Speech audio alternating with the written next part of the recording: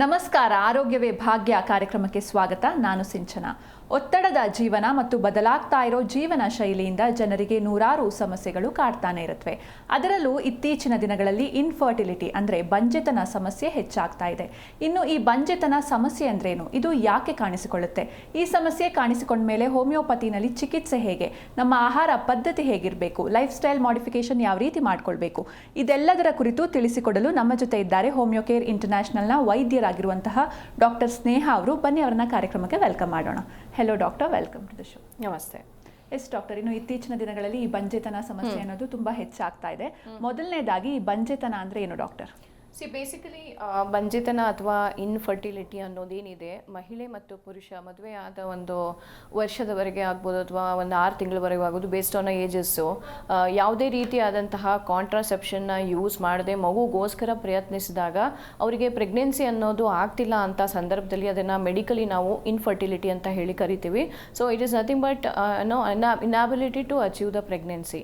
So ಈಗ generally ಏನಿರುತ್ತೆ, ಒಂದು ಪರ್ಟಿಕ್ಯುಲರ್ ಏಜ್ ಫ್ಯಾಕ್ಟರ್ಸ್ ಇರುತ್ತೆ. ಈಗ 20+ ವಿದಿನ್ 30 ಇರೋವಂಥವ್ರು 1 ವರ್ಷದವರೆಗೆ ಅಥವಾ 2 ವರ್ಷದವರೆಗೆ ಪ್ರಯತ್ನ ಮಾಡಿದಾಗ ಅಂಥ ಮುಟ್ಟೆಲ್ಲ ಕರೆಕ್ಟ್ ಆಗಿದೆ ಅಥವಾ ಏನೇ ಒಂದು ಸಿಚುವೇಶನ್ ಇದ್ರೂ ಪ್ರಯತ್ನ ಮಾಡ್ತಿರ್ತಾರೆ major of the times, but conception ಆಗ್ತಿರೋದಿಲ್ಲ. ಇನ್ ಕೇಸಸ್ ಅಬೌವ್ 30+ ಇರೋರಂಥವರಲ್ಲಿ ಒಂದು 6 ತಿಂಗಳವರೆಗೆ ಯಾವುದೇ ರೀತಿ ಕಾಂಟ್ರಾಸೆಪ್ಷನ್ನ ಯೂಸ್ ಮಾಡದೆ ಅವ್ರು ಪ್ರೆಗ್ನೆನ್ಸಿ ಟ್ರೈ ಮಾಡಿದಾಗ ಅವಾಗೂ ನಿಂತ್ಕೊಳ್ಳಿಲ್ಲ ಅನ್ನೋವಂಥ ಸಿಚುವೇಶನ್ ಆದಾಗ ಪ್ರೆಗ್ನೆನ್ಸಿ ಆಗಲಿಕ್ಕೆ ಅಥವಾ ಒಂದು ಕನ್ಸೆಪ್ಷನ್ ಆಗಲಿಕ್ಕೆ ಮೆಡಿಕಲಿ ಯಾವುದಾದ್ರೂ ಆರೋಗ್ಯ ಸಂಬಂಧಪಟ್ಟಂತಹ ಸಮಸ್ಯೆಗಳು ಇರಬಹುದು. ಅದನ್ನು ನಾವು ಓವರ್ ಆಲ್ ಏನು ಹೇಳ್ತೀವಿ ಅಂದರೆ ಮೆಡಿಕಲಿ ಇನ್ಫರ್ಟಿಲಿಟಿ ಅಂತ ಹೇಳಿ ಕರಿತೀವಿ. ಸೊ ಜನರಲಿ ಹೆಂಗಿರುತ್ತೆ, ತುಂಬ ಜನರಲ್ಲಿ ನಾವು ನೋಡ್ತೀವಿ, ಫಸ್ಟ್ ಒಂದು ಮದುವೆ ಆದ ಮೊದಲನೇ ಪ್ರೆಗ್ನೆನ್ಸಿಗೆ ಕೂಡ ಎಷ್ಟೋ ಜನರಲ್ಲಿ ಇತ್ತೀಚಿನ ದಿನದಲ್ಲಿ ಅಡಚಣೆಗಳಾಗ್ತಿರುತ್ತೆ, ಲೇಟ್ ಆಗ್ತಾ ಇರುತ್ತೆ. ಅದು ಅಲ್ಲದೆ ಇದನ್ನು ನಾವು ಪ್ರೈಮರಿ ಇನ್ಫರ್ಟಿಲಿಟಿ ಅಂತ ಹೇಳಿ ಕರಿತೀವಿ. ಸೊ ಒಂದು ಸತಿನೂ ಯಾವುದೇ ರೀತಿ ಪ್ರೆಗ್ನೆನ್ಸಿ ಅನ್ನೋದು ಅಚೀವ್ ಆಗಿರೋದಿಲ್ಲ. ಎರಡನೇದು ಇನ್ನೊಂದು ವಿಧ ಬಂದುಬಿಟ್ಟು ಏನಾಗುತ್ತೆ, ಸೆಕೆಂಡರಿ ಇನ್ಫರ್ಟಿಲಿಟಿ. ಈಗ ಸಾಮಾನ್ಯ ಎಲ್ಲರಲ್ಲೂ ಹೆಂಗಾಗ್ತಿದೆ ಅಂದರೆ, ಒಂದು ಮಗು ಆದಮೇಲೆ ಎರಡನೇ ಮಗುಗೋಸ್ಕರ ಅವ್ರು ಯಾವಾಗ ಪ್ರಯತ್ನ ಮಾಡ್ತಿರ್ತಾರೆ ಆ ಟೈಮಲ್ಲೂ ಕೂಡ ಏನಾಗ್ತಾ ಇದೆ, ಅದು ಬೇಗನೆ ಅನುಕೂಲ ಆಗ್ತಿಲ್ಲ, ಡಿಲೇ ಆಗ್ತಿದೆ ಅಥವಾ ಅಚೀವ್ ಮಾಡೋಕ್ಕಾಗ್ತಿಲ್ಲ, ಪ್ರೆಗ್ನೆನ್ಸಿ ಆಗ್ತಿಲ್ಲ. ಸೊ ಆ ಒಂದು ಕ್ಯಾಟಗರಿ ಆಫ್ ಕಂಡೀಷನ್ಸನ್ನು ನಾವು ಸೆಕೆಂಡರಿ ಇನ್ಫರ್ಟಿಲಿಟಿ ಅಂದರೆ, ಒಂದು ಪ್ರೆಗ್ನೆನ್ಸಿ ಆಗಿ ಒಂದು ಮಗುವಾದರೂ ಆಗಿರ್ಬೋದು ಅಥವಾ ಪ್ರೆಗ್ನೆನ್ಸಿ ಆದ ಮೇಲೆ ಕೂಡ ಪ್ರೆಗ್ನೆನ್ಸಿ ಕಂಟಿನ್ಯೂ ಆಗದೇ ಇರುವಂಥದ್ದು, ತಿರ್ಗಾ ಅಬಾರ್ಷನ್ಸ್ಗಳಾಗ್ತಾ ಇರುವಂಥದ್ದು, ಆ ಥರದ ಒಂದು ಸಿಚುವೇಶನನ್ನು ನಾವು ಸಾಮಾನ್ಯ ಸೆಕೆಂಡರಿ ಇನ್ಫರ್ಟಿಲಿಟಿ ಅಂತ ಹೇಳ್ಬಿಟ್ಟು ಮೆಡಿಕಲಿ ಅದನ್ನು ನಾವು ಕರಿತೀವಿ. ಸೊ ಎರಡೂ ವಿಷಯದಲ್ಲೂ ಡೆಫಿನೆಟ್ ಕಂಡೀಷನ್ಸು ಮೇಲ್ ಮತ್ತು ಫೀಮೇಲ್ ಕಡೆಯಿಂದ ಹಲವಾರು ರೀತಿಯಾದಂಥ ಕಾರಣಗಳಿರುತ್ತೆ. ಸೊ ಜನರಲಿ ಪ್ರೆಗ್ನೆನ್ಸಿ ಬರೋದಕ್ಕೆ ಬೇಕಾಗುವಂಥ ಪ್ರೀ ರಿಕ್ವಿಸಿಟ್ ಅಂಶಗಳೇನಿದೆ ಅದರಲ್ಲಿ ಬಂದು ಪುರುಷರಲ್ಲಿ ಏನಿರುತ್ತೆ ಅಂತಂದರೆ, ಒಂದು ಸ್ಪರ್ಮ್ ಕೌಂಟ್ ಅನ್ನೋದಿರುತ್ತೆ. ಈಗ ಒಂದು ಮೊಟ್ಟೆ ಮತ್ತು ಒಂದು ವೀರ್ಯಕಣ ಇದೆರಡೂ ಸೇರಿದಾಗ ಒಂದು ಭ್ರೂಣ ಆಗೋದು. ಸೊ ಪ್ರೆಗ್ನೆನ್ಸಿಗೆ ಅದು ಎರಡೂ ಅಂಶಗಳು ಮೇಲ್ ಮತ್ತು ಫೀಮೇಲ್ ಕಡೆಯಿಂದ ಅನುಕೂಲಕರವಾಗಿರಬೇಕು. ಸೊ ಆ ಅನುಕೂಲತೆ ಆಗಲಿಕ್ಕೆ ಏನಾಗಿದೆ, ತುಂಬ ಸಮಸ್ಯೆಗಳಾಗಿದೆ. ಸೊ ಫೀಮೇಲ್ಸಲ್ಲಿ ನಾವು ನೋಡ್ತೀವಿ ಕಾರಣಗಳು ಹಲವಾರು. ಸೊ ಅದರಲ್ಲಿ ನಾವು ತಗೊಳ್ತಾ ಹೋದಾಗ ಬರುವಂಥದ್ದು ಯೂಟ್ರೈನ್ ಕಂಡೀಷನ್ಸು, ಗರ್ಭಕೋಶಕ್ಕೆ ಸಂಬಂಧಪಟ್ಟ ಸಮಸ್ಯೆ ಆಗಿರಬಹುದು, ಅಥವಾ ನಿಮಗೆ ಹಾರ್ಮೋನಲ್ ಸಮಸ್ಯೆಗಳಾಗಿರಬಹುದು, ಅಥವಾ ಅಂಡಾಶಯಗಳಿಗೆ ಸಂಬಂಧಪಟ್ಟಂಥ ಸಮಸ್ಯೆ ಆಗಿರ್ಬೋದು, ಅಥವಾ ಎಷ್ಟೋ ಸತಿ ಟ್ಯೂಬಲ್ ಸಮಸ್ಯೆಗಳು, ಇನ್ನು ಜನರಲಿ ಗರ್ಭಕೋಶದ ನಾಳಗಳಿಗೆ ಸಂಬಂಧಪಟ್ಟದಿರ್ಬೋದು, ಅಥವಾ ಸಿಸ್ಟಮಿಕ್ ಬೇರೆ ಆರೋಗ್ಯ ಸಮಸ್ಯೆಗಳಿದ್ದಾಗಲೂ ಕೂಡ ಏನಾಗುತ್ತೆ, directly R indirectly pregnancy achieve ಆಗಲಿಕ್ಕೆ ಅನುಕೂಲತೆ ಆಗ್ತಿಲ್ಲ. ಇನ್ನು ಪುರುಷರಲ್ಲಿ ಅಂತ ನಾವು ನೋಡಕ್ಕೆ ಬಂದಾಗ, ಏನು ವೀರ್ಯಕಣಗಳ ಸಂಖ್ಯೆಯಲ್ಲಿ ಸಮಸ್ಯೆ ಆಗುವಂಥದ್ದು, ವೀರ್ಯಕಣಗಳ ಬಿಡುಗಡೆ ಸ್ಪರ್ಮ್ ಕೌಂಟ್ ಇಲ್ಲದೆ ಇರುವಂಥದ್ದು ಆಗಿರಬಹುದು. ಈ ಥರ ಅವರಲ್ಲೂ ಕೂಡ ಏನಾಗ್ತಾ ಇದೆ, ಒಳ್ಳೆಯ ಹೆಲ್ದಿ ಸ್ಪರ್ಮ್ನ ಅವೈಲಬಿಲಿಟಿ ಇಲ್ಲದೆ ಇರುವಂಥದ್ದು, ಅಥವಾ ಎಷ್ಟೋ ಸತಿ ಟೆಸ್ಟಿಕ್ಯುಲರ್ ರೀಸನ್ಸ್ ಅಂತ ಹೇಳ್ತೀವಿ. ಅಂದರೆ ಕೆಲವೊಬ್ಬರಲ್ಲಿ ಪ್ರೊಡಕ್ಷನ್ನೇ ಆಗ್ತಿರಲ್ಲ, ಕೆಲವೊಬ್ಬರಲ್ಲಿ ಪ್ರೊಡಕ್ಷನ್ ಆದರೆ ಅದು ಮ್ಯಾಚುರಿಟಿ ಆಗ್ತಿರಲ್ಲ, ಇನ್ನು ಕೆಲವರಲ್ಲಿ ಮ್ಯಾಚುರಿಟಿ ಆದರೂ ಬಿಡುಗಡೆ ಆಗಲಿಕ್ಕೆ ನಾಳಗಳಲ್ಲಿ ಅಡಚಣೆ ಆಗಿರುವಂಥದ್ದು. ಸೊ ಈ ರೀತಿ ಹಲವಾರು ರೀತಿಯಾದಂಥ ಕಾರಣಗಳು ಪುರುಷರ ಕಡೆಯಿಂದ ಏನಾಗ್ತಾ ಇದೆ, ಇನ್ಫರ್ಟಿಲಿಟಿ ಅಥವಾ ಬಂಜೆತನ ಅನ್ನುವಂಥ ಒಂದು ಸಮಸ್ಯೆಗೆ ಕಾರಣ ಆಗ್ತಾ ಇದೆ. ಓಕೆ ಡಾಕ್ಟರ್, ಇನ್ನು ಈ PCOD ಸಮಸ್ಯೆ ಕೂಡ ಇನ್ಫರ್ಟಿಲಿಟಿಗೆ ಕಾರಣ ಆಗುತ್ತೆ ಹೇಗೆ? ಸೊ ಬೇಸಿಕಲಿ ಹೇಗಿದೆ, ಫೀಮೇಲ್ಸಲ್ಲಿ ನಾವು ನೋಡ್ತೀವಿ, ಜನರಲಿ ಮೆಡಿಕಲಿ ನೋಡಿದಾಗ ಮೋರ್ ದೆನ್ 75 ರೀಸನ್ಸ್ ಇದೆ ಒಂದು ಪ್ರೆಗ್ನೆನ್ಸಿ ಯಾಕೆ ಆಗ್ತಿಲ್ಲ ಅನ್ನೋದಕ್ಕೆ ಕಾರಣ ಆಗಲಿಕ್ಕೆ. ಸೊ ನಾನು ಆಗಲೇ ಹೇಳಿದೆ, ಯೂಟ್ರೈನ್ ಕಂಡೀಷನ್ಸ್ಗಳಿರುತ್ತೆ, ಅಥವಾ ಅಂಡಾಶಯಗಳು ಅಂತ ಬಂದಾಗ ಏನು, ಓವರೀಸು. ಸೊ ಓವರೀಸಲ್ಲಿ ಮೊದಲನೇ ಹಂತದ ಸಮಸ್ಯೆ ಅನ್ನೋದೇನು, ಈಗ ಒಂದು ಪ್ರೆಗ್ನೆನ್ಸಿ ಆಗಲಿಕ್ಕೆ ಬೇಕಾಗೋದೇನು, ಕರೆಕ್ಟಾಗಿ ತಿಂಗಳು ಮುಟ್ಟು ಬರೋದು, ಮುಟ್ಟಿನ ಜೊತೆಗೆ ಪ್ರತಿಯೊಂದು ಫರ್ಟೈಲ್ ಪೀರಿಯಡಲ್ಲಿ ಮೊಟ್ಟೆ ಬೆಳವಣಿಗೆ ಬೆಳವಣಿಗೆ ಜೊತೆಗೆ ಸೈಜ್ ಕರೆಕ್ಟ್ ಬರುವಂಥದ್ದು, ಕರೆಕ್ಟ್ ಟೈಮಿಗೆ ಅದು ಬಿಡುಗಡೆ ಆಗುವಂಥದ್ದು, ಓವುಲೇಷನ್ ಅಂತ ಹೇಳ್ತೀವಿ, ಆ ಥರದ ಒಂದು ಕ್ರಿಯೆ ಕರೆಕ್ಟಾಗಿ ನಡೀತಿರಬೇಕು. ಎಲ್ಲ ರೀತಿಯಾದಂಥ ಫರ್ಟಿಲಿಟಿ ರಿಲೇಟೆಡ್ ಹಾರ್ಮೋನ್ಸ್ಗಳು ನಾರ್ಮಲ್ ಬ್ಯಾಲೆನ್ಸ್ ಸ್ಟೇಟಲ್ಲಿ ಇರಬೇಕು. ಜೊತೆಗೆ ಟ್ಯೂಬ್ಸ್ಗಳಲ್ಲಿ ಯಾವುದೇ ರೀತಿ ಅಡಚಣೆ ಇರಬಾರ್ದು. ಆ ಥರ ಆದಾಗ ಏನಾಗುತ್ತೆ, ಒಂದು ಪ್ರೆಗ್ನೆನ್ಸಿ ಆಗಲಿಕ್ಕೆ ಒಂದು ಹೆಣ್ಣು ಮಗುವಿನ ಕಡೆಯಿಂದ ಎಲ್ಲ ಅಂಶಗಳು ಕರೆಕ್ಟ್ ಆಗಿದೆ ಅಂತ ಅರ್ಥ. ಸೊ ನೀವೇನು ಕೇಳಿದ್ರಿ PCOD, ಬೇಸಿಕಲಿ ಇದು ಏನು ತೊಂದರೆ ಮಾಡುತ್ತೆ ಅಂತಂದರೆ ಓವರಿಯಲ್ಲಿ ಕಂಡುಬರುವಂಥ ಒಂದು ಸಮಸ್ಯೆ. ಈಗ ನಾನು ಹೇಳಿದೆ ಮುಟ್ಟು ಕರೆಕ್ಟಾಗಿ ತಿಂಗಳು 28 to 30 ಡೇಸ್ಗೆ ಒಂದು ಸೈಕಲ್ಲು, ಅದ್ರ ಜೊತೆಗೆ ಒಂದು 10 ಅಥವಾ 10 to 13-14 ಡೇಸ್ಗೆ ಏನಾಗುತ್ತೆ, ಮೊಟ್ಟೆ ಬಿಡುಗಡೆ ಆಗುತ್ತೆ, ಮೊಟ್ಟೆ ಬೆಳವಣಿಗೆ ಆಗುತ್ತೆ. ಈಗ ಒಂದು ಹೆಣ್ಣು ಮಗು ಹುಟ್ಟಿದಾಗಲೇ ಅವಳ ಒಂದು ರಿಪ್ರೊಡಕ್ಟಿವ್ ಲೈಫ್ಗೆ ಇಷ್ಟು ಮೊಟ್ಟೆಗಳು ಅಂತ ಜೆನೆಟಿಕಲಿ ಪ್ರಿಫಿಕ್ಸ್ಡ್ ಇದೆ. ಸೊ ಅಂಥದ್ರಲ್ಲಿ ಏನಾಗುತ್ತೆ ಅಂತಂದರೆ ಎರಡೂ ಕಡೆಯಿಂದ ಒಂದು ಮೊಟ್ಟೆ, ಈಗ ಒಂದು ಸೈಕಲಲ್ಲಿ ರೈಟ್ ಕಡೆಯಿಂದ ಬರ್ತಾ ಇದೆ ಅಂದರೆ ಮತ್ತೊಂದು ಸೈಕಲಿಂದ ಲೆಫ್ಟ್ ಕಡೆಯಲ್ಲಿ ಏನಾಗುತ್ತೆ, ಮೊಟ್ಟೆ ಅನ್ನೋದು ಬೆಳ್ಕೊಂಡು ಬಂದು ಅದು 13 or 14 ಡೇಗೆ ಒಂದು ಕೋಟಲ್ಲಿ ಇರುತ್ತೆ, ಅದು ಬಿಡುಗಡೆ ಆಗಿ ಹೊರಗೆ ಬಂದು ಅದನ್ನು ನಾವು ವಯಾಬಿಲಿಟಿ ಫೇಸ್ ಇರುತ್ತೆ ಒಂದು ಪರ್ಟಿಕ್ಯುಲರ್ ಅವರ್ಸು, ಅಷ್ಟರಲ್ಲಿ ಏನಾದರೂ ಪ್ರೆಗ್ನೆನ್ಸಿಗೆ ಪ್ರಯತ್ನ ಮಾಡೋದ್ರಲ್ಲಿ ನಿಂತ್ಕೊಳ್ಳುತ್ತೆ. ಈ ಒಂದು ಕ್ರಿಯೆಯಲ್ಲಿ PCOD ಆದಾಗ ಏನಾಗುತ್ತೆ, ಈ ಮೊಟ್ಟೆ ಬೆಳವಣಿಗೆ ಅನ್ನೋದು ಆಗ್ತಿರಲ್ಲ. ಮೊದಲನೇ ಚಿಕ್ಕ ಹಂತದಲ್ಲೇ ಏನಾಗುತ್ತೆ, ಮೊಟ್ಟೆಗಳು ಓವರೀಸಲ್ಲೇ ಟ್ರ್ಯಾಪ್ ಆಗಿಬಿಟ್ಟು ಅಲ್ಲೇ ಓಡ್ಕೊಂಡು ನೀರುಗುಳ್ಳೆ ಅಂತ ಹೇಳ್ತಾರೆ. ಸೊ ಸಿಸ್ಟ್ಗಳಾಗಿ ಕನ್ವರ್ಟ್ ಆಗೋದ್ರಿಂದ ಏನಾಗ್ತಾ ಇರುತ್ತೆ ಅಂದರೆ, ಕರೆಕ್ಟಾಗಿ ಮೊದಲು ಮುಟ್ಟು ಬರ್ತಿರಲ್ಲ, ಮುಟ್ಟು ಬಂದ ತಕ್ಕನಂಗೆ ಅವರಲ್ಲಿ ಏನಾಗ್ತಿರಲ್ಲ, ಮೊಟ್ಟೆ ಅನ್ನೋದು ಬೆಳವಣಿಗೆ ಆಗಲ್ಲ. ಸೊ ಈಗ ಮೊಟ್ಟೆನೇ ಬರ್ತಾ ಇಲ್ಲ, ಬಂದರೂ ಕೂಡ ಅದು ಮಲ್ಟಿಪಲ್ ಚಿಕ್ಕ ಚಿಕ್ಕ ಸೈಜ್ದಿದೆ, ಸೈಜ್ ಇದ್ದರೂ ಕೂಡ ಕರೆಕ್ಟಾಗಿ ಹೊಡಿತಾ ಇಲ್ಲ, ಬೆಳೆದು ಸಿಸ್ಟಾಗಿ ಕನ್ವರ್ಟ್ ಆಗ್ತಿದೆ. ಸೊ ಅಂಥ ಸಂದರ್ಭದಲ್ಲಿ ಏನಾಗುತ್ತೆ ಅಂತಂದರೆ, ಮೊಟ್ಟೆನೇ ಇಲ್ಲ ಅಂತಂದರೆ ಡೆಫಿನೆಟ್ಲಿ ಪ್ರೆಗ್ನೆನ್ಸಿ ನ್ಯಾಚುರಲ್ ಕನ್ಸೆಪ್ಷನ್ಗೆ ಯಾರು ಪ್ರಯತ್ನ ಮಾಡ್ತಿರ್ತಾರೆ ಅವರಲ್ಲಿ ಒಂದು PCOD ಅನ್ನುವಂಥ ಸಮಸ್ಯೆ ಏನಾಗಿದೆ, ಆಲ್ಮೋಸ್ಟ್ ಮೇಜರ್ ರೀಸನ್ ಆಗಿ ಇತ್ತೀಚಿನ ದಿನದಲ್ಲಿ ಕಂಡು ಬರ್ತಾ ಇದೆ. ಸೊ ಅದ್ರ ಜೊತೆಗೆ ಬರೀ ಪಾಲಿಸಿಸ್ಟಿಕ್ ಕಂಡೀಷನ್ಸ್ ಅಲ್ಲದೆ ತುಂಬ ರೀತಿ ಹಲವಾರು ಸಿಸ್ಟ್ಗಳು ನಾವು ಅಂಡಾಶಯದಲ್ಲಿ ನೋಡ್ತೀವಿ. Haemorrhagic cyst, endometriotic cyst, chocolate ಸಿಸ್ಟ್ಗಳು, ಡರ್ಮಾಯ್ಡ್ ಸಿಸ್ಟ್ಗಳಾಗಬಹುದು, simple cyst, corpus luteal cyst. So ಹೀಗೆ ಓವರೀಸ್ ಅಥವಾ ಅಂಡಾಶಯಗಳಲ್ಲಿ ಯಾವಾಗ ಮೊಟ್ಟೆಯ ಬೆಳವಣಿಗೆ ಅನುಕೂಲತೆಗಳಾಗ್ತಿಲ್ಲ ಆವಾಗ ಇದು ಒಂದು ಮೇಜರ್ ಕಾರಣ. ಆ್ಯಂಡ್ ಮೋಸ್ಟ್ ಆಫ್ ದ ಕೇಸಸಲ್ಲಿ ನಾವು ಪ್ರೈಮರಿ ಇನ್ಫರ್ಟಿಲಿಟಿ ಆಗಿರ್ಬೋದು, ಸೆಕೆಂಡರಿ ಇನ್ಫರ್ಟಿಲಿಟಿ ಆಗಿರ್ಬೋದು, ಎರಡೂ ಕೇಸಸಲ್ಲೂ ಈ ಸಮಸ್ಯೆಯನ್ನು ತುಂಬ ಕಾಮನ್ಲಿ ನೋಡ್ತೀವಿ. ಓಕೆ ಡಾಕ್ಟರ್, ಇನ್ನು ಪುರುಷರಲ್ಲಿ ಈ ಸಮಸ್ಯೆ ಕಾಣಿಸೋದಕ್ಕೆ ಮುಖ್ಯ ಕಾರಣ ಅವ್ರ ಹ್ಯಾಬಿಟ್ಸ್ ಕಾರಣ ಆಗುತ್ತಾ, ಹೇಗೆ? ಡೆಫಿನೆಟ್ಲಿ ಬೇಸಿಕಲಿ ಹೆಂಗೆ ನಾನು ಹೇಳಿದೆ, ಒಂದು ಮಹಿಳೆ ಕಡೆಯಿಂದ ನ್ಯಾಚುರಲ್ ಪ್ರೆಗ್ನೆನ್ಸಿ ಆಗಲಿಕ್ಕೆ ಬೇಕಾದ ಪ್ರೀರಿಕ್ವಿಸಿಟ್ ಅಂಶಗಳು ಹೇಗಿದೆಯೋ ಪುರುಷರಲ್ಲೂ ಕೂಡ ಒಂದು ಪ್ರೀರಿಕ್ವಿಸಿಟ್ ಅಂಶಗಳು ಅಂತಂದರೆ ಕರೆಕ್ಟಾಗಿ ಅವರಲ್ಲಿ ಏನಿರಬೇಕು, ಒಂದು ವೀರ್ಯ ಕಣಗಳ ಪ್ರೊಡಕ್ಷನ್ಸ್ ಆಗ್ತಾ ಇರಬೇಕು. ಒಂದು ನ್ಯಾಚುರಲ್ ಪ್ರೆಗ್ನೆನ್ಸಿ ಕೊಡಲಿಕ್ಕೆ ಒಂದು ಪುರುಷನಲ್ಲಿ ಬೇಕಾಗುವಂಥ ಈ ವೀರ್ಯ ಕಣಗಳ ಸಂಖ್ಯೆ ಬಂದುಬಿಟ್ಟು minimum at least 60 to 150 million per ml of the seminal fluid ಅಂತ ಹೇಳ್ತೀವಿ. ಸೊ ಇತ್ತೀಚಿನ ದಿನದಲ್ಲಿ 20 ಮಿಲಿಯನ್ ಅಂತ ಹೇಳಿಬಿಟ್ಟು WHO ಕೂಡ ಅದನ್ನು ರೀಅನಲೈಸಿಸ್ ಮಾಡಿದ್ದಾರೆ. ಬಟ್ ದೆನ್ ಬರೀ ಕೌಂಟ್ ಇದ್ದರೆ ಸಾಲದು, ಎಷ್ಟೋ ಅದ್ರ ಜೊತೆಗೆ ಏನು ಆ್ಯಕ್ಟಿವ್ ಮೊಟಿಲಿಟಿ ಅಂತ ಹೇಳ್ತೀವಿ, ವೀರ್ಯಕಣಗಳು ಏನಿರಬೇಕು, ಆ್ಯಕ್ಟಿವ್ ಆಗಿರಬೇಕು, ಕರೆಕ್ಟ್ ಶೇಪ್ ಆ್ಯಂಡ್ ಸೈಜ್ ಇರಬೇಕು. ಯಾಕಂದರೆ ಒಂದು ವೀರ್ಯಕಣಕ್ಕೆ ತಲೆ ಮತ್ತು ನೆಕ್ ಭಾಗ, ಟೇಲ್ ಭಾಗ ಅಂತ ಕೂಡ ಇರುತ್ತೆ. ಈ ಎಲ್ಲ ಅಂಶದಲ್ಲೂ ಪ್ರಪೋರ್ಷನ್ಸ್ ಕರೆಕ್ಟ್ ಆಗಿದ್ದು ಮಾಫೊಲಾಜಿಕಲಿ ಕರೆಕ್ಟ್ ಇರುವಂತಹ ವೀರ್ಯಕಣ ಏನಾಗುತ್ತೆ, ಹೆಲ್ದಿ ನ್ಯಾಚುರಲ್ ಪ್ರೆಗ್ನೆನ್ಸಿ ಕೊಡಲಿಕ್ಕೆ ತುಂಬ ಅನುಕೂಲಕರವಾಗಿರುತ್ತೆ. ಅದ್ರ ಜೊತೆ ಯಾವುದೇ ರೀತಿ ಬ್ಯಾಕ್ಗ್ರೌಂಡ್ ಇನ್ಫೆಕ್ಷನ್ಸ್ಗಳು ಸೆಮೆನ್ನಲ್ಲಿ ಇರಕೂಡ್ದು. ಈ ಎಲ್ಲ ಅಂಶಗಳು ಇದ್ದಾಗ ಏನಾಗುತ್ತೆ, ನ್ಯಾಚುರಲ್ ಪ್ರೆಗ್ನೆನ್ಸಿ ಕೊಡಲಿಕ್ಕೆ ಒಂದು ಪುರುಷನಲ್ಲಿ ಅನುಕೂಲತೆ ಜಾಸ್ತಿ.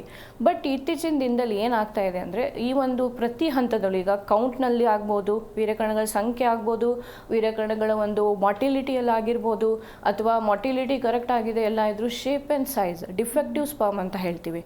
ಸೊ ಡಿಫೆಕ್ಟಿವ್ ಸ್ಪರ್ಮ್ಸ್ಗಳಾಗಿರ್ಬೋದು, ಅಥವಾ ಬ್ಯಾಕ್ಗ್ರೌಂಡಲ್ಲಿ ತುಂಬ ಇನ್ಫೆಕ್ಟಿವ್ ಬ್ಯಾಕ್ಗ್ರೌಂಡ್, ಪಯೋಸ್ಪರ್ಮಿಯಾ ಅಂತ ಹೇಳ್ತೀವಿ. ಸೊ ಇನ್ಫೆಕ್ಷನ್ ಇರುವಂತಹ ಸೆಮ್ಯಾನಲ್ ಸಿಚುವೇಶನ್ಸ್ ಈ ಥರದ್ದು ಇದ್ದಾಗ ಏನಾಗುತ್ತೆ, ಒಂದು ಪ್ರೆಗ್ನೆನ್ಸಿ ಆಗಲಿಕ್ಕೆ ಅಥವಾ ಒಂದು ಫರ್ಟಿಲೈಸೇಷನ್ ಆಗಲಿಕ್ಕೆ ಆ ವೀರ್ಯಕಣಗಳಲ್ಲಿ ಅನುಕೂಲತೆ ಇರುವುದಿಲ್ಲ.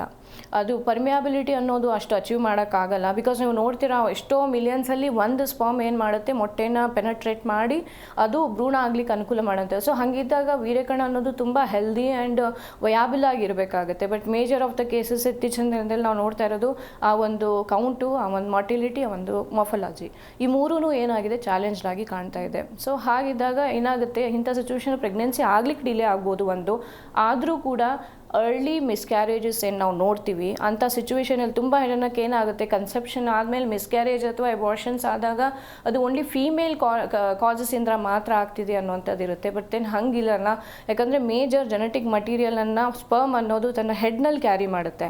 ಸೊ ಆ ಥರ ಒಂದು ಅನ್ಹೆಲ್ದಿ ಸ್ಪರ್ಮ್ ಅನ್ನೋದು ಭ್ರೂಣ ರೆಡಿ ಆಗಲಿಕ್ಕೆ ಕಾರಣ ಆದಾಗ ಎಷ್ಟೋ ಸತಿ ಪ್ರಾಪರ್ ಆಗಿ ಡೆವಲಪ್ಮೆಂಟ್, ಫೀಟಲ್ ಡೆವಲಪ್ಮೆಂಟ್ಗಳಾಗದೆ ಮಿಸ್ಕ್ಯಾರೇಜಸ್ಗಳಾಗಲಿಕ್ಕೆ ಕೂಡ ಏನಾಗುತ್ತೆ, ಅನ್ಹೆಲ್ದಿ ಸ್ಪರ್ಮ್ ಇದ್ದಾಗ ಇದ್ದಾಗ ತುಂಬ ಜಾಸ್ತಿ ರೀಸನ್ ಆಗುತ್ತೆ. ಸೊ ರಿಕರೆಂಟ್ ಮಿಸ್ಕ್ಯಾರೇಜಸ್ಸು ಒಂದು 3rd ಮಂತ್ವರೆಗೂ 4th ಮಂತ್ವರೆಗೂ ಈ ಥರ ನಿಂತ್ಕೊಳ್ಳುತ್ತೆ, ಅಥವಾ 5th ಮಂತ್ಗೆ ಅಷ್ಟೆಲ್ಲ ಮಗುವಿನ ಬೆಳವಣಿಗೆ ಸರಿಯಾಗಿರೋದಿಲ್ಲ. ಆ ಥರದ್ದೆಲ್ಲ ಹಲವಾರು ಸಿಚುವೇಶನ್ಸ್ ನಾವು ನೋಡ್ತೀವಿ. ಸೊ ಅದರ ಹಿಂದೆ ಬರೀ ಫೆಮಿನೈನ್ ಕಾಸಸ್ ಅಲ್ಲದೆ ಮೇಲ್ ಕೌಂಟರ್ ಪಾರ್ಟಲ್ಲಿ ಸ್ಪರ್ಮ್ಯಾಟಿಕ್ ರೀಸನ್ಸ್ಗಳು ತುಂಬ ಆಬ್ವಿಯಸ್ ಆಗಿ ರೀಸನ್ಸ್ ಆಗಿರುತ್ತೆ. ಸೊ ಹಾಗಾಗಿ ಇವುಗಳಲ್ಲೂ ಕೂಡ ಸಮಸ್ಯೆ ಇದೆ. ಇನ್ನು ಎಷ್ಟೋ ಜನರಲ್ಲಿ ನಾವು ನೋಡ್ತೀವಿ, ತುಂಬ ಹಲವಾರು ಕೇಸಸಲ್ಲಿ ಅಜೂಸ್ಪರ್ಮಿಯಾ ಅನ್ನೋದು ಆಫ್ ಲೇಟ್ ಕಾಮನ್ ಆಗಿದೆ. ಅಜೂಸ್ಪರ್ಮಿಯಾ ಅನ್ನೋವಂಥದ್ದು ಏನಾಗುತ್ತೆ, ಪ್ರೊಡಕ್ಷನ್ಸೇ ಇಲ್ಲದೆ ಇರುವಂಥದ್ದು, ವೀರ್ಯಕಣಗಳ ಬಿಡುಗಡೆಗೆ ಆಗ್ತಾ ಇರುವಂಥದ್ದು. ಸೊ ಅಂಥ ಒಂದು ಸಿಚುವೇಶನ್ಸಲ್ಲಿ ಏನಾಗುತ್ತೆ, ಆಬ್ವಿಯಸ್ಲಿ ವೀರ್ಯಕಣ ಇಲ್ಲ ಅಂದಾಗ ಪ್ರೆಗ್ನೆನ್ಸಿ ಆಗಲಿಕ್ಕೆ ಅವಕಾಶಗಳು ಇರುವುದಿಲ್ಲ. ಅದು ಯಾಕೆ ಆಗ್ತಿಲ್ಲ ಅನ್ನೋದ್ರಿಂದ ಹಲವಾರು ಕಾರಣಗಳಿರುತ್ತೆ. ಸೊ ಆ ಕಾರಣಗಳಲ್ಲಿ ಟೆಸ್ಟಿಕ್ಯುಲರ್ ರೀಸನ್ಸ್ ನಾನು ಏನಾಗಲೇ ಹೇಳಿದೆ, ಆ ಬೇಸಿಕ್ ಪ್ರಿಕರ್ಸರ್ ಸೆಲ್ಸ್ ಏನಿರುತ್ತೆ ಟೆಸ್ಟೀಸಲ್ಲಿ, ಆ ಬೀಜಗಳು ಬೇಸಿಕ್ ಇಲ್ಲದೆ ಇದ್ದಾಗ ಇದ್ರೂ ಕೂಡ ಕರೆಕ್ಟಾಗಿ ಪ್ರೊಡಕ್ಷನ್ಸ್ ಆದರೂ ಮ್ಯಾಚುರಿಟಿ ಅರೆಸ್ಟ್ ಅನ್ನುವಂಥದ್ದು ಒಂದು ಕಂಡೀಷನ್ಸ್ ಇರುತ್ತೆ. ಅಥವಾ ಕೆಲವೊಂದು ಸಂದರ್ಭದಲ್ಲಿ ಏನಾಗುತ್ತೆ, ಈಗ ನಮ್ಮ ಹೆಂಗೆ ಹೆಣ್ಮಕ್ಳಲ್ಲಿ ಒಂದು ಓರಿ ಇದೆ, ಅದರ ನಂತರ ಟ್ಯೂಬು, ಆ ಥರ ಅದಕ್ಕೆ ಆದಂಥ ಒಂದು ಸಿಸ್ಟಮ್ ಇದೆ. ಹಾಗೆ ವೀರ್ಯಕಣ ಪ್ರೊಡ್ಯೂಸ್ ಆದಮೇಲೆ ಕೂಡ ಅದು ಹೊರಗಡೆ ಬರಲಿಕ್ಕೆ ಹಲವಾರು ರೀತಿಯಾದ ಪಾತ್ವೇಸ್ ಇದೆ. ಸೊ ಎಲ್ಲೋ ಒಂದು ಕಡೆ ಪಾತ್ವೇಯಲ್ಲಿ ಅಡಚಣೆ ಅಥವಾ ಯಾವುದೇ ರೀತಿ ಸಿಸ್ಟಿಕ್ ಫಾರ್ಮೇಷನ್ ಅಥವಾ ಎಪಿಡಿಡಿಮಲ್ ಸಿಸ್ಟ್ ಅಂತ ಹೇಳ್ತೀವಿ, ಅಥವಾ ನಾಳಗಳಲ್ಲಿ ಹಲವಾರು ವೆಸೈಕಲ್ಗಳ ಇಂಪ್ರಾಪರ್ ಫಾರ್ಮೇಷನ್ಸ್ ಆಗಿರ್ಬೋದು, ಅಬ್ಸ್ಟ್ರಕ್ಷನ್ಸ್ಗಳಾಗಿರ್ಬೋದು ಇನ್ಫೆಕ್ಷನ್ಸ್ ದ್ವಾರ. ಆ ಥರ ಆದಾಗ ಏನಾಗುತ್ತೆ, ಪ್ರೊಡಕ್ಷನ್ ಆದರೂ ಅದು ಹೊರಗಡೆ ಏನಾಗಲ್ಲ, ಸ್ಪಮ್ಸಲ್ಲಿ ಬರಲಿಕ್ಕೆ ಅಥವಾ ಸೆಮ್ಯಾನಲ್ ಫ್ಲೂಯಿಡ್ ಜೊತೆಗೆ ಅದು ಹೊರಗಡೆ ಬರಲಿಕ್ಕೆ ಅನುಕೂಲತೆಗಳಿಲ್ದಾಗಲೂ ಕೂಡ ಏನಾಗುತ್ತೆ ಅಜೂಸ್ಪರ್ಮಿಯಾ ಅನ್ನುವಂಥ ಸಿಚುವೇಶನ್ಸು ಕಾರಣ ಆಗ್ತಾ ಇರುತ್ತೆ. ಸೊ ಓನ್ ಟೋಟಲ್ ಕೌಂಟ್ ಕಡಿಮೆ ಇರೋದು, ಕೌಂಟ್ ಇಲ್ಲದೆ ಇರೋದು, ಇಂಪ್ರಾಪರ್ ಮಾರ್ಟಿಲಿಟಿ ಇರುವಂಥದ್ದು, ತುಂಬ ಮಾರ್ಫಾಲಜಿಕಲ್ ಇಂಪ್ಯಾಕ್ಟ್ಸ್ ಇರುವಂಥದ್ದು, ಎಲ್ಲ ಅಂಶಗಳಿರುವಂತಹ ಒಂದು ಸೆಮ್ಯಾನಲ್ ಸ್ಟೇಟಸ್ ಇದ್ದಾಗ ಹೆಣ್ಮಕ್ಳಲ್ಲಿ ಎಷ್ಟೇ ಫಿಮೇಲ್ ಕೌಂಟರ್ ಪಾರ್ಟಲ್ಲಿ ಎಲ್ಲ ಚೆನ್ನಾಗೇ ಇದೆ, ಮೊಟ್ಟೆ ಚೆನ್ನಾಗಿ ಬರ್ತಾ ಇದೆ, ಪ್ರೆಗ್ನೆನ್ಸಿ ಚೆನ್ನಾಗಿ ಆಗ್ಲಿಕ್ಕೆ ಅನುಕೂಲತೆಗಳೆಲ್ಲ ಇದೆ ಅಂದಾಗಲೂ ಕೂಡ ಈ ಒಂದು ಸ್ಪರ್ಮ್ಯಾಟಿಕ್ ಸಿಚುವೇಶನ್ಸಿಂದ ಕೂಡ ಪ್ರೆಗ್ನೆನ್ಸಿ ಅನುಕೂಲ ಆಗುವುದಿಲ್ಲ ನ್ಯಾಚುರಲ್ ವೇಯಲ್ಲಿ. ಎಸ್ ಡಾಕ್ಟರ್, ಇನ್ನು ಇತ್ತೀಚಿನ ದಿನಗಳಲ್ಲಿ ಬೇರೆ ಬೇರೆ ಕಾರಣಗಳಿಂದ ಮದುವೆ ಲೇಟ್ ಆಗಿ ಆಗ್ತಿದ್ದಾರೆ. ಸೊ ಇದು ಕೂಡ ಇನ್ಫರ್ಟಿಲಿಟಿ ಕಾರಣ ಆಗುತ್ತೆ, ಮದುವೆ ಆಗುವಂಥ ವಯಸ್ಸು? ಡೆಫಿನೆಟ್ಲಿ. ಈಗ ಜನರಲಿ ಏನಾಗಿರುತ್ತೆ, ಮೇಲ್ ಕೇಸಸಲ್ಲಿ ಅನ್ನೋಕ್ಕಿಂತ ಫೆಮಿನೈನ್ ರೀಸನ್ಸಲ್ಲಿ ಏನಾಗುತ್ತೆ, 30 to 35 age is a maximum ಒಂದು ಲೆಕ್ಕದಲ್ಲಿ ಒಂದು ಪ್ರೆಗ್ನೆನ್ಸಿ ಅಚೀವ್ ಮಾಡಲಿಕ್ಕೆ ಅನುಕೂಲ ಆಗಬಹುದು ಅನ್ನೋಂಥ ಸಿಚುವೇಶನ್. ಬಿಫೋರ್ 30s ಏನಿದೆ it's a best time. 25 to 30 is a best time. ಯಾಕಂತಂದರೆ ಇವಾಗ ನಾನು ಹೇಳಿದೆ, ಒಂದು ಹೆಣ್ಮಗು ಹುಟ್ಟಿದಾಗಲೇ ಅವಳಿಗೆ ಒಂದು ಪ್ರೀಫಿಕ್ಸ್ಡ್ ಇರುತ್ತೆ ಜೆನೆಟಿಕಲಿ ಅವಳ ರೀಪ್ರೊಡಕ್ಟಿವ್ ಲೈಫ್ಗೆ ಇಷ್ಟು ಮೊಟ್ಟೆಗಳು ಅಂತ. ಸೊ ಎಗ್ ರಿಸರ್ವ್ ಅನ್ನೋದು ತುಂಬ ಇಂಪಾರ್ಟೆಂಟ್ ಆಗಿರುತ್ತೆ. ಏಜ್ ಫ್ಯಾಕ್ಟರ್ಸ್ ಆದಂಗೆ ಬಿಯಾಂಡ್ 30+ ಏನಾಗ್ತಾ ಇರುತ್ತೆ, ಮೊಟ್ಟೆಯ ಕ್ವಾಲಿಟಿ, ಮೊಟ್ಟೆಯ ರಿಸರ್ವ್ ಅನ್ನೋದು ಕಡಿಮೆ ಹಾಕ್ಕೊಂಡು ಹೋಗುತ್ತೆ.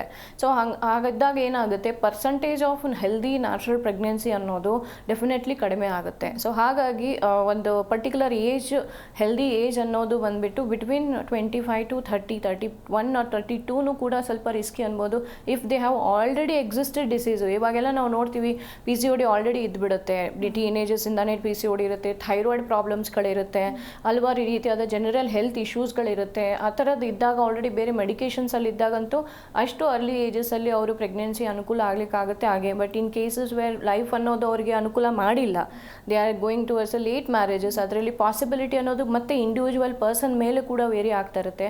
ಸೊ ಹಾಗಾಗಿ hard and fast rule is definitely ಆ ಒಂದು ಏಜ್ ಫ್ಯಾಕ್ಟರ್ ಅನ್ನೋದು ಡಿಸ್ಟರ್ಬ್ ಮಾಡೇ ಮಾಡುತ್ತೆ. ಹಂಗಂದು ಮಾತ್ರಕ್ಕೆ ಬಿಯಾಂಡ್ 30 ಆದವರಲ್ಲಿ ಪಾಸಿಬಿಲಿಟೀಸೇ ಇಲ್ಲ ಅಂತ ಹೇಳಿಕ್ಕೆ ಬರೋದಿಲ್ಲ.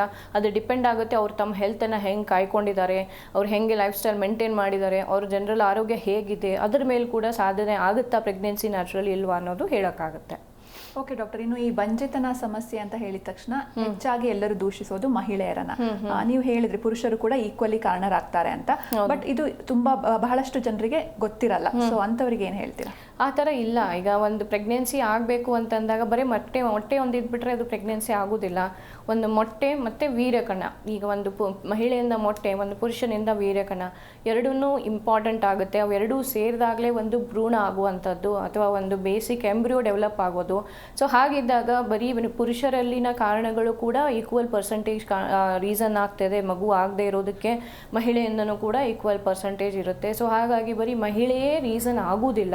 ನಾನು ಆಗಲೇ ಎಷ್ಟೊಂದು ಎಕ್ಸ್ಪ್ಲೇನ್ ಮಾಡಿದೆ, ಕೌಂಟ್ ಇಲ್ಲದೆ ಇದ್ದಾಗ ಏನಾಗುತ್ತೆ, ಕರೆಕ್ಟಾಗಿ ಮಾರ್ಫಾಲಜಿ ಇದ್ದಾಗ ಏನಾಗುತ್ತೆ. ಸೊ ಹಾಗಾಗಿ ಮೇಲ್ ಮತ್ತು ಫೀಮೇಲ್ ಇಬ್ಬರು ಈಕ್ವಲ್ ಪರ್ಸೆಂಟೇಜ್ ಶೇರ್ ಮಾಡ್ತಾರೆ. ಇನ್ ಕೇಸ್ ಅವರಲ್ಲಿ ಇನ್ಫರ್ಟಿಲಿಟಿ ಅನ್ನುವಂಥ ಒಂದು ಕಪ್ಪಲ್ಗೆ ಇನ್ಫರ್ಟಿಲಿಟಿ ಇಶ್ಯೂ ಆಗ್ತಿದೆ ಅಂದರೆ ಇಬ್ಬರ ಕಡೆಯಿಂದಲೂ ಸಮಸ್ಯೆ ಅನ್ನೋದು ಇರುವ ಚಾನ್ಸಸ್ ಇರುತ್ತೆ. ಹಾಗಿದ್ದಾಗ ಇಬ್ಬರೂ ತಮ್ಮ ಒಂದು ಫರ್ಟಿಲಿಟಿ ಸ್ಟೇಟಸ್ ಹೇಗಿದೆ ಅನ್ನೋದಕ್ಕೆ ಬೇಕಾಗುವ ಇನ್ವೆಸ್ಟಿಗೇಷನ್ಸ್ ಮಾಡ್ಕೋಬೇಕು, ಕೋಆಪ್ರೇಟ್ ಮಾಡುವಂಥದ್ದು ನೆಸೆಸಿಟಿ ಇರುತ್ತೆ. ಈಗ ನಾವು ಎಷ್ಟೋ ಜನ ಕೇಸಸಲ್ಲಿ ನೋಡ್ತೀವಿ, ಮಹಿಳೆಯರಲ್ಲಿ ಪೆಲ್ವಿಕ್ ಇನ್ಫೆಕ್ಷನ್ಸ್ ಅಥವಾ ವೈಟ್ ಡಿಸ್ಚಾರ್ಜ್ ಅಥವಾ ಲ್ಯುಕೋರಿಯಾ ಸಮಸ್ಯೆ ಅನ್ನೋದು ತುಂಬ ಆಫನ್ ನೋಡ್ತಾ ಇರ್ತೀವಿ. ವೈಟ್ ಡಿಸ್ಚಾರ್ಜ್ ಆಗುತ್ತೆ, ಜೆನೈಟಲ್ ಇಚ್ಚಿಂಗ್ ಆಗುತ್ತೆ, ಅವಾಗವಾಗ ಯೂರಿನ್ ಇನ್ಫೆಕ್ಷನ್ಸ್ ಆಗುತ್ತೆ. ಸಾಮಾನ್ಯ ನಾವು ಮದುವೆ ಆದ ನಂತರ ಹೆಣ್ಮಕ್ಳಲ್ಲಿ 1 or 2 times ಇನ್ಫೆಕ್ಷನ್ಸ್ ಆಗೋದನ್ನು ನೋಡ್ತೀವಿ. ಸೊ ಅದು ಏನು ತೋರಿಸುತ್ತೆ ಅಂದರೆ ಜನರಲಿ ಒಂದು ಕಪಲ್ಸಲ್ಲಿ ಯಾವಾಗ ಮ್ಯಾರಿಡ್ ಲೈಫ್ ಅವ್ರ ಸೆಕ್ಷುವಲ್ ಲೈಫ್ ಆ್ಯಕ್ಟಿವ್ ಆಗಿರ್ತಾರೆ ಅಂಥ ಸಂದರ್ಭದಲ್ಲಿ ಮೇಲಿಂದ ಫೀಮೇಲ್ ಅಥವಾ ಫೀಮೇಲಿಂದ ಫೀಮೇಲ್ ಜೆನೈಟಲ್ ಲೆವೆಲಲ್ಲಿ ಇನ್ಫೆಕ್ಷನ್ಸ್ ಅನ್ನೋದು ಹರಡುವ ಸಾಧ್ಯತೆ ಇರುತ್ತೆ. ಸೊ ಹಾಗಿದ್ದಾಗ ನಿಮ್ಮ ವೈಫಲ್ಲಿ ಅಥವಾ ನಿಮ್ಮ ಫೆಮೇಲ್ ಸ್ಪೌಸಲ್ಲಿ ಯಾವಾಗ PID ಇದೆ ಅಥವಾ ಲ್ಯುಕೋರಿಯಾ ಇಶ್ಯೂ ಇದೆ, ಡಿಸ್ಚಾರ್ಜಸ್ ಆಗ್ತಿದೆ, ರಿಕರೆಂಟ್ ಯೂರಿನ್ ಇನ್ಫೆಕ್ಷನ್ಸ್ ಆಗ್ತಿದೆ, ಆ ಸಮಯದಲ್ಲಿ ಅದು ಅವರಿಂದ ಅವರಿಗೆ ಬಂದಿದ್ದಿರುವುದಿಲ್ಲ. ಕೆಲವೊಂದು ಸತಿ it could be even the passing from the her spouse ಅಥವಾ ಹಸ್ಬೆಂಡು. ಸೊ ಹಾಗಿದ್ದಾಗ ಮೆಡಿಸಿನ್ಸ್ ಅನ್ನೋದು ಇಬ್ಬರಲ್ಲೂ ಕನ್ಸಿಡರ್ ಮಾಡುವಂಥ ನೆಸೆಸಿಟಿ ಇರುತ್ತೆ to avoid resource of infections. So ಹಾಗಾಗಿ ಇಬ್ಬರಲ್ಲೂ ಔಷಧಿ ಅವಶ್ಯಕತೆ ಬೀಳುತ್ತೆ. ಸೊ ಇನ್ ಟೋಟಲ್ ಹೇಳಬೇಕು ಏನಂತಂದರೆ ಕೆಲವೊಂದು ಕೇಸಸ್ ಲೈಕ್ ಮಿಸ್ಡ್ ಅಬಾರ್ಷನ್ಸ್ ಆಗಿರ್ಬೋದು, ಇಂಪ್ರಾಪರ್ ಅನ್ಹೆಲ್ದಿ ಪ್ರೆಗ್ನೆನ್ಸಿ, ನ್ಯೂನತೆ ಇರುವಂತಹ ಮಕ್ಕಳು ಹುಟ್ಟುವಂಥದ್ದಾಗಿರ್ಬೋದು, ಇವೆಲ್ಲದ್ರ ಹಿಂದೆ ನಾವು ಯಾವಾಗ ರಿಸರ್ಚ್ ವೈಸ್ ನೋಡಿದಾಗ ಈ ಹೆಲ್ದಿ ಜೆನೆಟಿಕ್ ಮಟೀರಿಯಲನ್ನು ಕ್ಯಾರಿ ಮಾಡುವಂಥ ಸ್ಪರ್ಮ್ ಅದರಲ್ಲಿ ಇರುವಂಥ ಜೆನೆಟಿಕ್ ಮಟೀರಿಯಲ್ ಇಂಪ್ಯಾಕ್ಟ್ ಸರಿ ಇಲ್ಲ ಅಂದಾಗೆ ಅಥವಾ ಡಿಫೆಕ್ಟಿವ್ ಸ್ಪರ್ಮ್ ಫರ್ಟಿಲೈಸ್ ಮಾಡಿತ್ತು ಅಂದಾಗ, ಈಗ ಜನರಲಿ ನೀವು ಯಾವಾಗ ಆರ್ಟಿಫಿಷಿಯಲ್ ಪ್ರೆಗ್ನೆನ್ಸಿಗೆ ಹೋಗ್ತಾರೆ ಹೇಗೆ ಒಳ್ಳೆಯ ಹೆಲ್ದಿ ಕ್ವಾಲಿಟಿ ಇರೋ ಮೊಟ್ಟೆನ ಪಿಕ್ ಮಾಡ್ತಾರೆ, ಅದೇ ಥರ ಕೌಂಟು ಚೆನ್ನಾಗಿರುವಂಥದ್ದು ಹೆಲ್ದಿ ಸ್ಪರ್ಮನ್ನು ವಾಶ್ ಮಾಡಿ ಪ್ರೀ ವಾಶ್ ಮತ್ತು ಪೋಸ್ಟ್ ವಾಶ್ ಎರಡೂ ಚೆಕ್ ಮಾಡ್ತಾರೆ. ಸೊ ಪೋಸ್ಟ್ ವಾಶ್ ಇರುವಂಥದ್ರಲ್ಲಿ ಒಳ್ಳೆ ಕ್ವಾಲಿಟಿ ಇರೋದನ್ನು ಅವ್ರು ಪಿಕ್ ಮಾಡ್ತಾರೆ. So in total healthy sperm ಅನ್ನೋದು ಅಷ್ಟೇ equal. So it's not just female, both male and female equal contribute ಮಾಡ್ತಾರೆ ಒಂದು ಇನ್ಫರ್ಟಿಲಿಟಿ ಅವರಲ್ಲಿ ಆಗ್ತಿದೆಯಾ ಅನ್ನುವಂಥ ಸಮಸ್ಯೆಗೆ. ಓಕೆ ಡಾಕ್ಟರ್, ಇನ್ನು ಹೆಚ್ಚಿನ ದಂಪತಿಗಳಿಗೆ ಯಾವಾಗ ಚಿಕಿತ್ಸೆಗೆ ಹೋಗಬೇಕು ಅಂತ ಗೊತ್ತಿರಲ್ಲ, ಅದ್ರ ಬಗ್ಗೆ ಹೇಳೋದಾದ್ರೆ ಬೇಸಿಕಲಿ ಹೆಂಗಿರುತ್ತೆ ಅಂದರೆ ಮೇಜರ್ ಕೇಸಸಲ್ಲಿ ಎಲ್ರಿಗೂ ಈಗ ಮದುವೆ ಆದ ವಿದಿನ್ ಅ ಮಂತ್ ಅವರ 6 months ಅವರ 3rd month or 4th month ನಾವು ಪ್ರೆಗ್ನೆನ್ಸಿ ಪ್ರಯತ್ನ ಮಾಡ್ತಾ ಇದ್ದೀವಿ, ನಮ್ಗೆ ಆಗಿಲ್ಲ ಅಂದ ತಕ್ಷಣ ಅವ್ರು ಏನು ಮಾಡ್ತಾರೆ, they start becoming anxious. Basically pregnancy ಅನ್ನೋದು ಯಾವತ್ತೂ ಬೈ ಚಾಯ್ಸ್ ಇರಲ್ಲ, it's always by chance. So ಅದರಲ್ಲೂ ಹೆಲ್ದಿ ಇರೋರಲ್ಲಿ ಯಾವುದೇ ರೀತಿ ಆಲ್ರೆಡಿ ಎಕ್ಸಿಸ್ಟಿಂಗ್ ಪ್ರಾಬ್ಲಮ್ಸ್ ಇಲ್ಲದೆ ಅಂಥವರಲ್ಲೂ ಕೂಡ ಒಂದು ಫ್ಯೂ ಮಂತ್ಸ್ ಅನ್ನೋದು ಕರೆಕ್ಟಾಗಿ ಇನ್ವಾಲ್ವ್ ಆದಾಗ ಮಾತ್ರ ಅನುಕೂಲತೆಯಾಗಿ ಹೆಲ್ದಿ ಪ್ರೆಗ್ನೆನ್ಸಿ ನಿಂತ್ಕೊಳ್ಳುತ್ತೆ. ಆದರೂ ಕೂಡ ಕೆಲವೊಬ್ಬರಲ್ಲಿ ಏನಾಗುತ್ತೆ, ಈಗ ಒಂದು 2 months 3 months ಅಥವಾ 6th month ವರೆಗೂ ಅವ್ರು ಮಾಡಿದಾಗ ಅವರಲ್ಲಿ ಏನಾದರೂ ಸ್ವಲ್ಪ ಮಟ್ಟಿಗೆ ಮುಟ್ಟು ನಿಂತ್ಕೊಳಂಗಾಗುತ್ತೆ, ಮತ್ತೆ ಡಿಲೇ ಆಗಿ ಮತ್ತೆ ಮೆನ್ಸಸ್ ಸ್ಟಾರ್ಟ್ ಆಗುತ್ತೆ, ಅಥವಾ ಅವರಲ್ಲಿ ಏನಾದರೂ ಇನ್ಫೆಕ್ಷನ್ಸು ನಾನು ಆಗಲೇ ಹೇಳ್ದಂಗೆ ವೈಟ್ ಡಿಸ್ಚಾರ್ಜಸ್ ಆಗ್ಬೋದು, ಯೂರಿನಲ್ ಇನ್ಫೆಕ್ಷನ್ಸ್ಗಳಾಗ್ತಿದೆ, ಆಲ್ರೆಡಿ ಈ ಥರದ ಲಕ್ಷಣಗಳಿದೆ, ಮುಟ್ಟಲ್ಲಿ ಆಲ್ರೆಡಿ ವೇರಿಯೇಷನ್ಸ್ ಇದೆ, ಥೈರಾಯ್ಡ್ ಸಂಬಂಧಪಟ್ಟ ಸಮಸ್ಯೆಗಳಿದೆ, ಅಥವಾ ಜನರಲ್ ಎಕ್ಸಿಸ್ಟಿಂಗ್ ಕಂಡೀಷನ್ಸಲ್ಲಿ ಹಿಂದೆ ಹಿಸ್ಟ್ರಿ ಆಫ್ ಟ್ಯೂಬರ್ಕ್ಯುಲೋಸಿಸ್ ಇತ್ತು, ಅಥವಾ ಡೆಬಿಲಿಟೇಟಿಂಗ್ ಡಿಸೀಸಸ್ ಆಟೋಇಮ್ಯೂನ್ ಕಂಡೀಷನ್ಸ್ಗಳಿಂದ ಬಳಲ್ತಾ ಇರೋರು, ಡಿಪ್ರೆಷನ್ಸು, ಆ ಥರದ ಎಂಗ್ಸೈಟಿ, ಈ ಥರದ ಔಷಧಿಗಳನ್ನು ತಗೊಳ್ತಾ ಇರೋರು, ಆ ಥರ ಆಲ್ರೆಡಿ ಇದ್ದವರಲ್ಲಿ ಏನಾಗುತ್ತೆ, ಯಾವಾಗಲೂ ಒಂದು ಪ್ರಿಕಾಷನರಿ ವೇ ಅಲ್ಲಿ ಅವ್ರು ಏನಾಗಬೇಕಾಗತ್ತೆ, ಒಂದು ಪ್ರೆಗ್ನೆನ್ಸಿಗೆ ಸಂಬಂಧಪಟ್ಟ ಎಲ್ಲ ಅಂಶಗಳು ಸರಿ ಇದೆಯಾ ಇಲ್ವಾ ಅನ್ನೋದನ್ನು ನೋಡಲೇಬೇಕು. ನಾನು ಇನಿಷಿಯಲಿ ಹೇಳಿದೆ 30+ ಇದ್ದವರು 6 ತಿಂಗಳವರೆಗೆ ಪ್ರೆಗ್ನೆನ್ಸಿಗೋಸ್ಕರ ಪ್ರಯತ್ನ ಮಾಡಿ ಯಾವುದೇ ಕಾಂಟ್ರಸೆಪ್ಟಿವ್ ಇಲ್ಲದೇನೆ ಅಂಥ ಸಂದರ್ಭದಲ್ಲಿ ಆಗ್ತಿಲ್ಲ ಅಂದಾಗ ಒಂದು ಎಕ್ಸ್ಪರ್ಟ್ ಕನ್ಸಲ್ಟೇಷನ್ ತೊಗೋಬೇಕು. ಇನ್ ಕೇಸಸ್ 20+ ಇದ್ದವರಲ್ಲ ಆದರೆ ಮಿನಿಮಮ್ 1 year ಅಥವಾ 1.5 yearವರೆಗೂ ಅವ್ರು ಪ್ರಯತ್ನ ಮಾಡಿದಾಗ ಆಗ್ತಿಲ್ಲ ಅಂದಾಗ ಒಂದು ಕನ್ಸಲ್ಟೇಷನ್ ತೊಗೋಬೇಕು. ಬಟ್ ಆಫ್ ಲೇಟ್ ಏನಾಗ್ಬಿಟ್ಟಿದೆ ಅಂದರೆ ಮುಂಚಿನ ದಿನದಲ್ಲಿ ಇವೆಲ್ಲ ಏನೋ ಅಂಶಗಳನ್ನ ನಾವು ನೋಡ್ತಿದ್ವಿ, ವೇಟ್ ಮಾಡ್ತಿದ್ವಿ.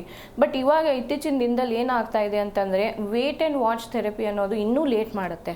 ಸೊ ಹಾಗಿದ್ದಾಗ it's always a best couples post marriage ಒಂದು ಅನಾಲಿಸಿಸನ್ನು ತಾವೇ ಮಾಡ್ಕೊಳ್ಳೋಂಥದ್ದು, ಹೇಗಿದೆ ನಮ್ಮ ಆರೋಗ್ಯ ಸ್ಥಿತಿ, ಫರ್ಟಿಲಿಟಿಗೆ ಸಂಬಂಧಪಟ್ಟಾಗೆ ಫರ್ಟಿಲಿಟಿ ಒಂದು ಸ್ಕ್ರೀನಿಂಗ್ ಅನ್ನೋದು ಎಲ್ಲರಲ್ಲೂ ಕಾಮನ್ಲಿ ಮಾಡ್ಕೊಂಡ್ಬಿಟ್ರೆ ಆ ಥರದ್ದು ಏನೇ ಸಮಸ್ಯೆ ಅನ್ನೋದು ಯಾವುದೇ ಹಂತದಲ್ಲಿ, ಯುಟ್ರೈನ್ ಹಂತದಲ್ಲಿದೆಯಾ, ಹಾರ್ಮೋನ್ಸಲ್ಲಿದೆಯಾ, ಓವರೀಸಲ್ಲಿದೆಯಾ, ಟ್ಯೂಬಲ್ ಕಂಡೀಷನ್ಸ್ಗಳಲ್ಲಿದೆಯಾ, ಅಥವಾ ಬ್ಯಾಕ್ಗ್ರೌಂಡ್ ಬೇರೆ ಹೆಲ್ತ್ ಡಿಸೀಸಸ್ ಇದೆಯಾ, ಮೇಲ್ಸಲ್ಲಿ ಏನಾದರೂ ಪ್ರೊಡಕ್ಷನ್ ಇಶ್ಯೂಸ್ ಇದೆಯಾ, ಬರೀ ಅವರಲ್ಲಿ ಈ ಕೌಂಟು ಮೊಟಿಲಿಟಿ ಇದಲ್ಲದೆ ಎಷ್ಟೋ ಪುರುಷರಲ್ಲಿ ನಾವು ನೋಡ್ತೀವಿ ಇರೆಕ್ಟೈಲ್ ಡಿಸ್ಫಂಕ್ಷನ್ಸು, ಪ್ರಿಮ್ಯಾಚ್ಯೂರ್ ರಿಜೆಕ್ಯುಲೇಷನ್ಸು, ಅಥವಾ ಇಂಪಟೆನ್ಸಿ ಅನ್ನೋವಂಥದ್ದು. ಸೊ ಅಂಥ ಒಂದು ಸಂದರ್ಭಗಳಿದ್ದಾಗ ಏನಾಗುತ್ತೆ, ತುಂಬ ಜನರಲ್ಲಿ ನಾವು ಈ ಕಂಪ್ಯಾಟಿಬಲ್ ಕಂಪ್ಯಾಟಿಬಿಲಿಟಿ ಇಶ್ಯೂಸನ್ನು ಕೂಡ ತುಂಬ ನೋಡ್ತೀವಿ.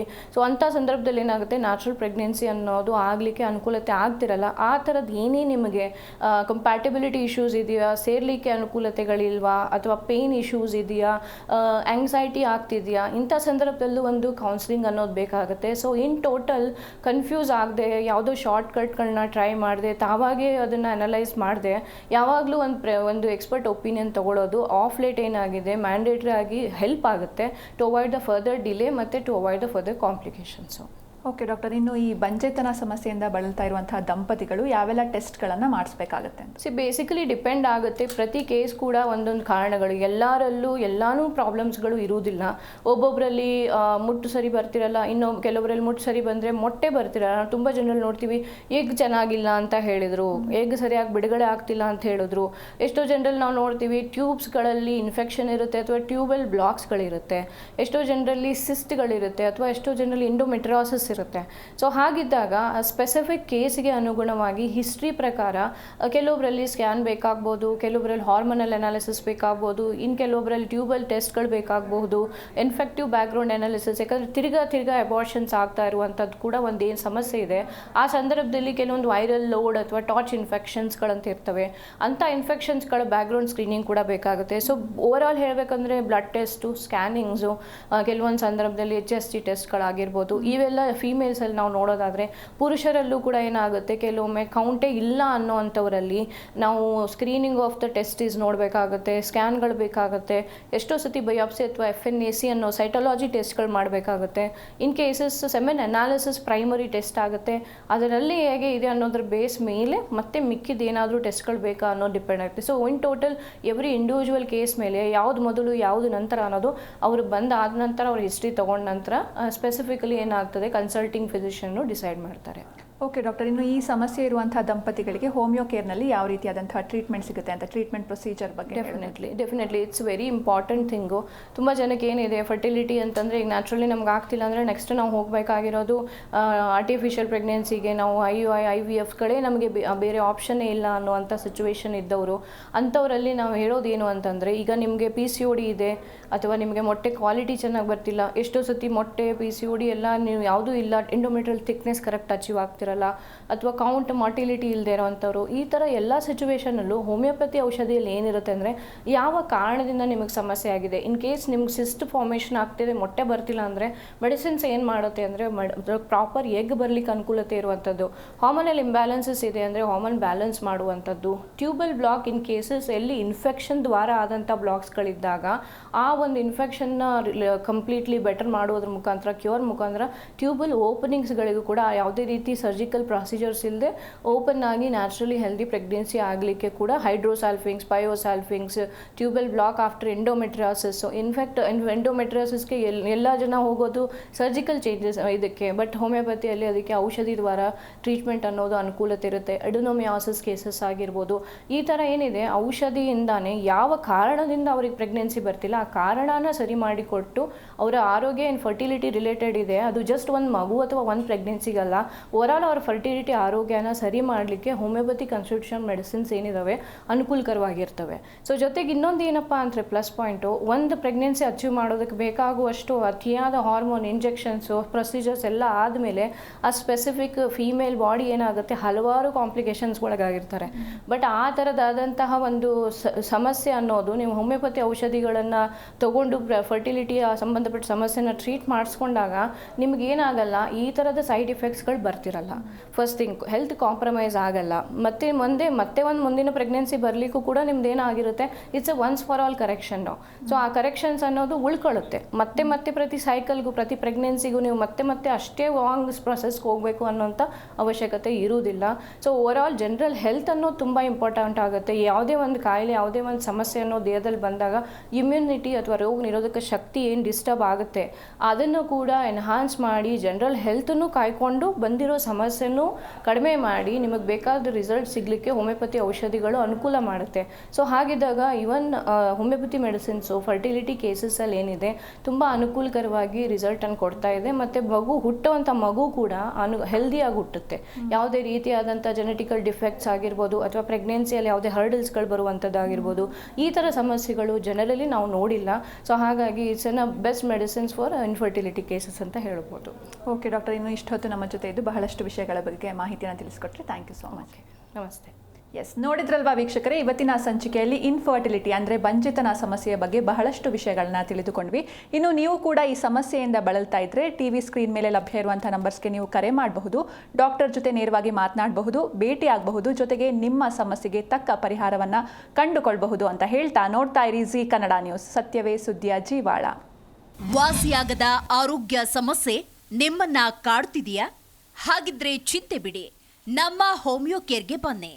ಹೋಮಿಯೋ ಕೇರ್ ಇಂಟರ್ನ್ಯಾಷನಲ್ ಹಲವು ಆರೋಗ್ಯ ಸಮಸ್ಯೆಗಳಿಗೆ ಸಿಗಲಿದೆ ಸೂಕ್ತ ಪರಿಹಾರ.